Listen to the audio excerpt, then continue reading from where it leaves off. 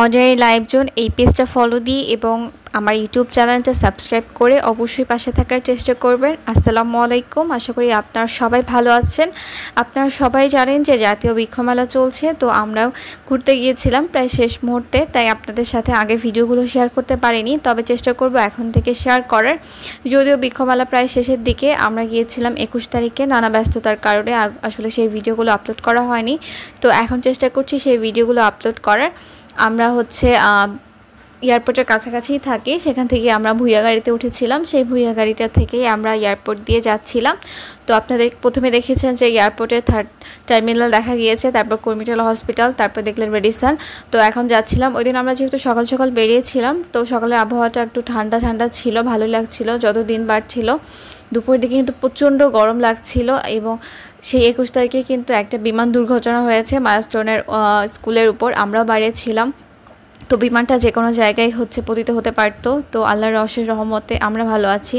তো যেসব শিশু মারা গেছে তাদের বাবা মাকে আল্লাহ ধৈর্য ধরার তৌফিক দান করুক, আর যেসব বাচ্চারা মারা গেছে তাদেরকে আল্লাহ জান্নাতে নসিব করুক।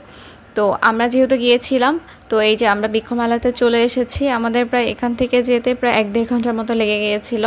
তো রাস্তায় আমাদের আবার গাড়ি নষ্ট হয়ে গিয়েছিল। তো এই তো বৃক্ষমেলায় আমরা চলে আসলাম। বৃক্ষমেলায় আমরা প্রথমেই চলে এসে দেখলাম যে মোটামুটি ভালোই লোকজন আছে, খুব খারাপও না। তো এখানে পাশে দেখতে পাচ্ছেন তথ্য কেন্দ্র, এখানে আপনারা চাইলে যে কোনো তথ্য সংগ্রহ করতে পারবেন, এবং চাইলে যে কোনো জিনিস যদি হারিয়ে যায় বা কোনো কিছু হয়ে যায়, সেক্ষেত্রে আপনার এখানে কিন্তু যে কোনো তথ্য নিতে পারবেন। তো এখানে দেখতে পাচ্ছিলাম সুন্দর একটা পার্কের মতো করা হয়েছে, দেখতে কিন্তু বেশ সুন্দর লাগছিল। আর যে কোনো বাচ্চা নিয়ে আসলে তাদেরও কিন্তু ভালো লাগবে। আসলে গাছ জিনিসটাই একটা অন্যরকম ভালো লাগার বিষয়। আপনারা যারা গাছ করেন বা গাছ সম্পর্কে জানেন তারা জানবেন যে গাছ অন্যরকম একটা ভালো লাগার জিনিস। আর তো এখানেই দেখছিলাম আমরা পার্কের মতো জিনিসটা, যদিও পার্কের ভিতরে ঢোকার অনুমতি ছিল না, তারপরে বাইরে থেকে আমরা ভিডিওগুলো করার চেষ্টা করেছি, ভালোই লাগছিল দেখতে। এখানে প্রচুর পরিমাণে ফুল গাছ, ফল গাছ, সব কিছুরই গাছ ছিল। এটা মূলত বাংলাদেশ বৃক্ষমেলা একটা 2025 ছিল। প্রত্যেক বছরই কিন্তু এরকম বৃক্ষমেলা হয়ে থাকে। তো আমাদের আশা হয়নি, এই প্রথম মনে করলাম যে যেহেতু আমরা ভিডিও করি, তো আপনার ঘুরে আসি, আপনাদের সাথেও শেয়ার করার চেষ্টা করব।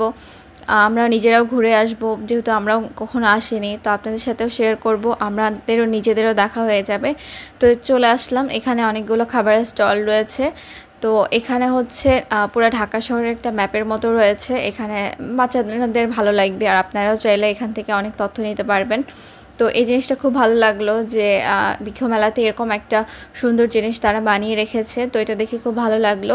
আর চেষ্টা করবেন আমার চ্যানেলের ভিডিওগুলো দেখার, আশা করি আপনাদের ভালো লাগবে। আমি আরও নতুন নতুন জিনিস দেওয়ার চেষ্টা করব আমাদের চ্যানেলে এবং পেজে, দুইটাই আপনারা ফলো দিয়ে